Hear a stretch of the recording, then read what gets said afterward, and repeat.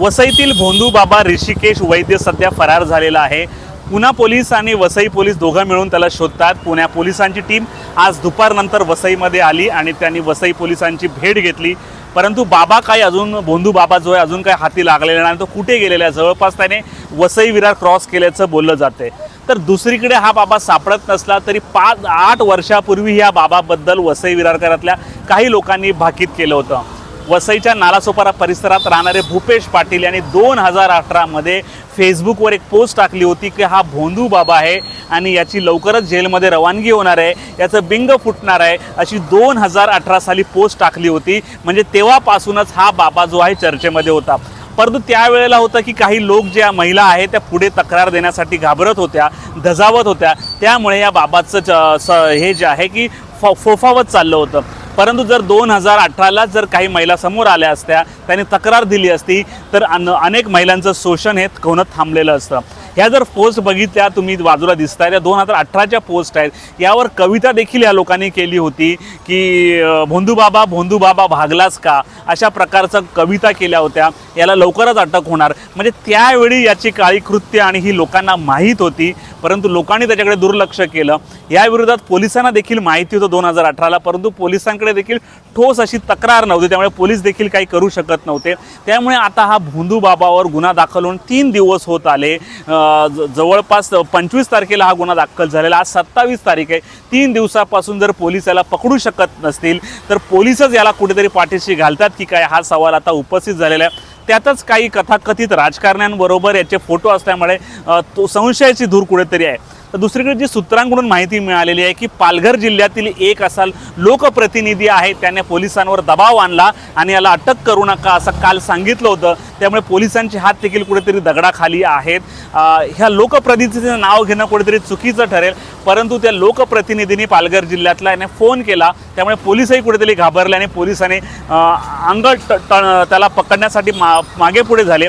त्यामुळे हे सर्व प्रकरण जे आहेत की चिखलात रोवत गेलं आणि आता हेच प्रकरण जे आहे की अंगलट होत चाललेलं आहे। येत्या काळात जर हा भोंदू बाबा लवकर सापडला नाही तर मोठ्या प्रमाणावर जे आहेत की पोलिसांना याचा त्रास होणार आहे।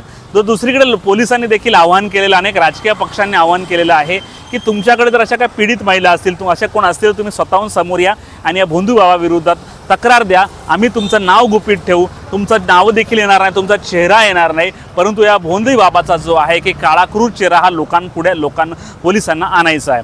ज्या भूपेश पाटील यांनी 8 वर्षापूर्वी फेसबुकवर पोस्ट टाकलेली, त्यांच्याशी आपण बातचीत केली, त्यांनी काय माहिती दिली आपण ऐकू। हे बाबा हा भोंदू बाबा आहे, हे आम्ही 2018 पासून सांगतोय आणि 2018ला या भोंदू बाबाच्या विरोधामध्ये आम्ही पोलीस स्टेशनला गेलेलो, पण तो जो तक्रारदार जो पीडित होता, नंतर त्यांनी माघार घेतली की माझं नाव खराब होईल आणि समाजामध्ये माझं नाव खराब होईल। त्या पीडित मुलाला, एका मुलावर यांनी अत्याचार केलेले होते, पण त्याने ती तक्रार मागे घेतली। नंतर तक्रार करायला तो घाबरला, त्याच्या आईवडिलांनी त्याच्यावर प्रेशर केला की हे असं करू नको। आणि 2018 पासून आम्ही सांगत आहेत की हा भोंदू बाबा आहे, हा स्वतःला पुरीचा जे शंकराचार्य आहेत त्यांचा शिष्य सांगत होता। तिकडून माहिती घेतली, हा तिकडे शिष्य नाही आहे, तिकडे याचा संबंधच नाही आहे, याने लोक ओळखत नाही आहेत। आणि आम्ही 2018ला सांगितलेलं की हा भोंदू बाबा आहे, हा लोकांना गंडवतो, लोकांना सहानुभूती मिळवतो लोकांकडून, आणि 25,000, 30,000, 40,000 रुपये तुम्हाला द्यायला लागतील आणि हे पैसे दिल्यानंतर आम्ही तुमच्या घरी येऊ, तुमच्या घरी तुमचं कार्य करू। आणि ब्राह्मण, मी स्वतः ब्राह्मण आहे आणि हा ब्राह्मण स्वतःला म्हणवतो आमच्या घरी येऊन हा पाणी पिणार नाही।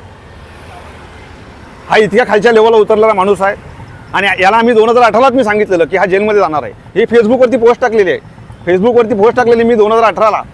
हे बघा, हा जाणार आहे कुठे, येरवडा जेलमध्ये। आणि ही एक तक्रार आलेली आहे। म्हणजे मी तर तुमच्या माध्यमातून सगळ्यांना आवाहन करतो, असे भरपूर पीडित आहेत, त्यांनी पुढे या बाबाच्या विरुद्ध तक्रारी करा। कायदा सुव्यवस्था आपल्या बाजूने आहे, आपण त्यांच्यासाठी लढू आणि या भोंदू बाबाला आज अरेस्ट होईल, आज न उद्या होईल, आणि नाही झाली तर आपण सगळे मिळून हे करू, याला अरेस्ट करण्यासाठी आपण प्रयत्न करू। आणि मी सगळ्यांना विनंती करतो, सगळ्यांनी पुढे या आणि याच्या विरुद्ध तक्रार करा। नेमका हा जो भोंदू बाबा आहे, हा एक आमची वसई नावाची संघटना चालवत होता। यामधून अनेक तरुणांना ह्यांनी एकत्र केलेलं होतं आणि अनेक मुली याच्या पीडित याला बळी पडलेले आहेत असं सुद्धा सांगण्यात येत आहे। नेमकी तुमच्याकडे काय माहिती? यांनी कसं केलं, यांनी आमची वसई म्हणून एक व्हॉट्सअप चॅनल चालू केलं। त्या चॅनलमार्फत यांनी वसईत काय घटना घडली की ती माहिती द्यायची आणि त्याच्यातून त्यांनी सगळे संपर्क तरुणांशी आणि तरुणींशी संपर्क चालू केला. त्यातून त्यांनी जे तरुणी संपर्कामध्ये आल्या त्यांच्याशी रोजची चॅटिंग आणि त्या चॅटिंगमधून त्यांनी ते बोलवलं, त्यांना वंश केलं आणि पुढे हा प्रकार जो का सगळा घडला. त्यातले काही लोक घरामध्ये बसले, घाबरले की आपली इज्जत जाईल, आपलं नाव खराब होईल म्हणून ते पुढे आले नाही.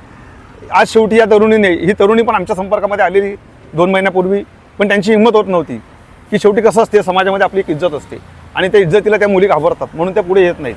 शेवटी आज या महिलेंनी पहिली एक धाडस केलं आणि काल FIR झाला.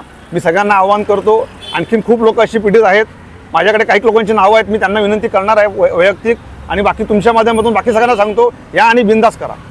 तुम्हाला आरोपी जो आहे ऋषिकेश वैद्य, त्याचा मोठा भाऊ आहे धनंजय शास्त्री वैद्य, त्याचं काय पार्श्वभूमी आहे? धनंजय वैद्य आणि ऋषिकेश वैद्य दोघं एकत्र मिळून, दोघांचा एकच हा हे होता. हे दोघं एकत्र मिळून हे काम सगळं करत होते. यांच्याबरोबर यांचे आणखी 5-7 चेले आहेत.